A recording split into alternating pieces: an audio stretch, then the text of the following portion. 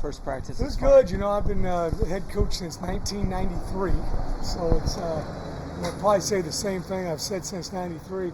Until you get in and watch the tape, it's hard to determine exactly what everybody looked at. But as far as following the rules and staying on their feet and not throwing guys on the ground and protecting their teammates, I thought they did a super job of that. You know, there's a way to practice. We try to do it, you know.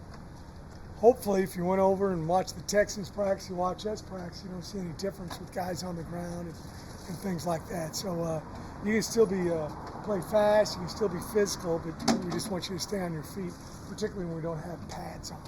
I thought it was good. The carryover from the spring to summer to July, could you see some of the things that you worked on? I thought there's some good stuff. I was, you know, the NCAA is, you know, do not have as many restrictions as they used to have. You're able to do some stuff in the summer. You know, you can't do competitive things against each other, but you can do routes on air with the quarterback throwing and timing. So, you know, they really have got, you know, we probably got 90% of our offense in already. You know, now we're just trying to fine tune everything.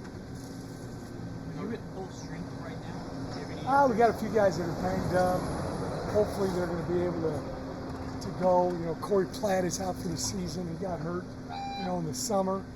But then other than that, we feel like everybody's going to have a chance to be healthy within the next couple of weeks. How would you assess Dominic so far?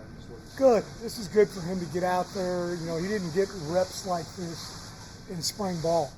You know, so that was the first time he's done a real live 7-on-7 and team. And, you know, I've been very, very impressed with him. And I had a chance to watch him throw the ball this summer, but it was, again, not against a defense. So it was, you know, now he had some close to get to live, and I thought he did an excellent job.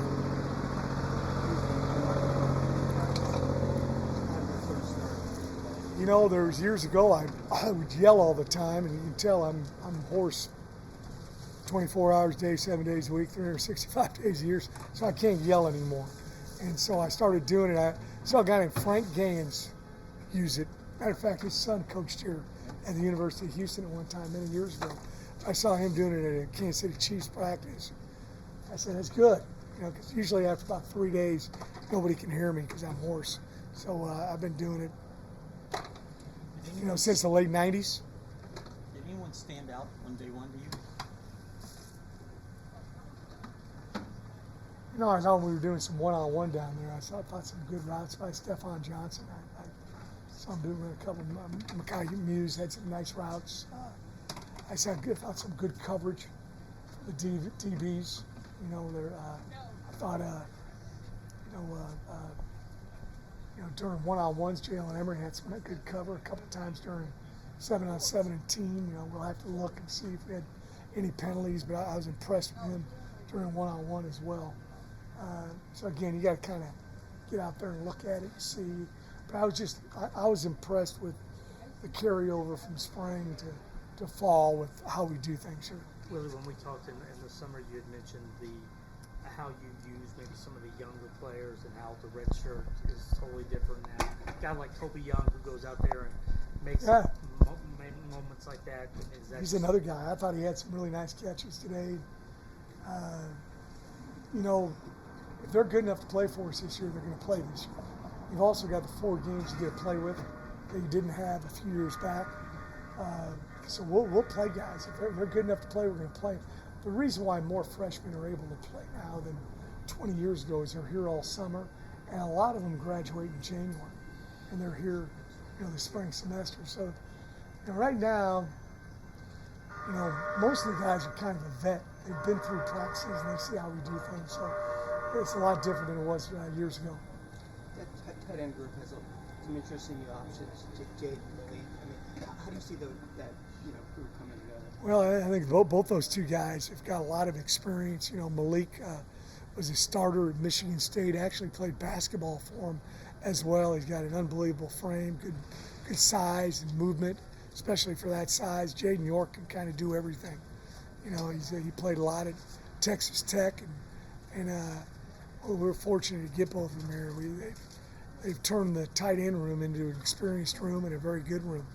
know it's just day one, but do you feel like you're on track that week one when you play, you guys are going to look like you want them to look like on the field? Yeah, I think so. You know, it's we got a long way to go. We got 24 more practices. You know, so we got to take advantage of each and every one of them, and we got some new guys that we think are going to be in the mix.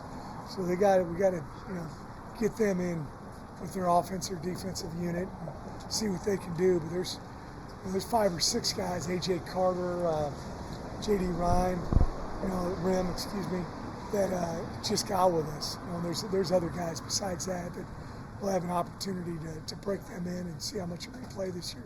You know, I've mentioned this a bunch. We're going to play a lot of guys the first couple of weeks, because I didn't get a chance to evaluate everybody in the spring, and you just don't tackle the ground. You get to see what they do in a game time situation. So we're going to play a lot of guys, week 1 and week 2, and then we'll kind of pare it down to the guys that are going to do the majority of the playing, and whether the guy's a starter or a backup. There's only probably 10, 12 guys that I would say that this guy is definitely a starter. He's going to play the majority of the reps. Right now, there's going to be a lot of changing guys in and out and getting guys a lot of reps right now. Willie, a guy like Rashawn Stafford, who's coming off an injury, do you go into camp telling him, hey, don't push it, or is he sort of at that point where he's healthy enough that you want to see, from the get-go? He's fully cleared, and we're going to see what he can do. And right now, we're limiting everybody's rep.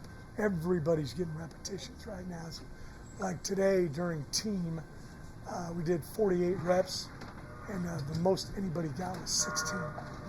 Right, so we're rolling them in and out, and because Coach Hester does a phenomenal job with our strength and conditioning program, but getting into football game shape is different than the running and things that you do during the summertime. So we're trying to build that football stamina up right now.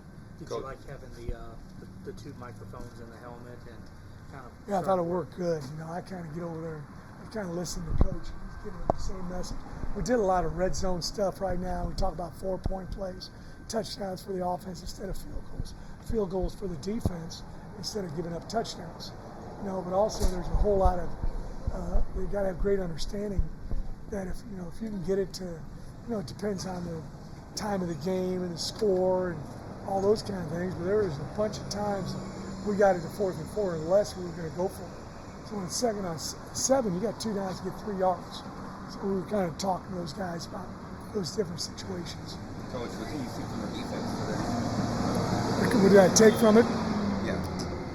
We're not tackling, but we're getting in position to tackle. And I thought the guys did a very nice job of getting their near foot up, near hand, near hip, getting it in the hoops or in the proximity where we can actually tackle and then chasing the ball at the proper angle. Don't go where he is, go where you're going to be able to, I call it duck hunt.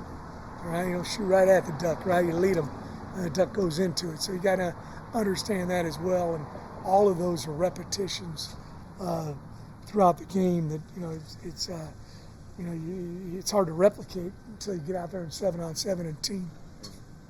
Willie, what time were you in the office today? About 5:15, 5:20, something like that. Does it know you Yeah, it's just right now we're going early. We're trying to beat the heat a little bit, which we did.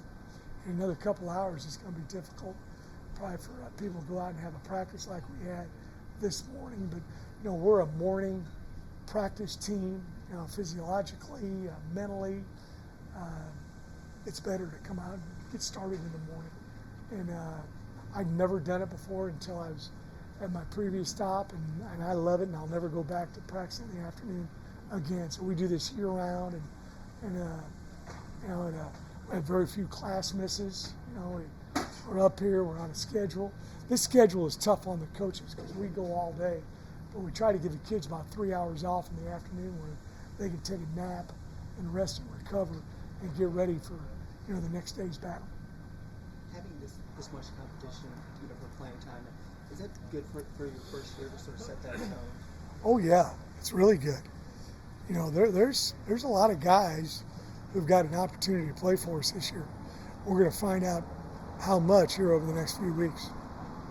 How important is the message of finishing? Will you guys because that was Big ridiculous. time, big time. You know, it's we have what we call the plan to win. There's 5 components to the plan to win, and the 5th component of that plan to win is finishing, winning in the 4th quarter, outscoring them in the 4th quarter. If the score's even, winning the time of possession. You know, we want to start strong and finish stronger. I tell them that's why we do team at the end of practice. A lot of people do it in the middle and they just kind of walk through stuff at the end. We do it at the end of practice because it's trying to simulate 4th quarter when you're tired and being able to kick it up another gear.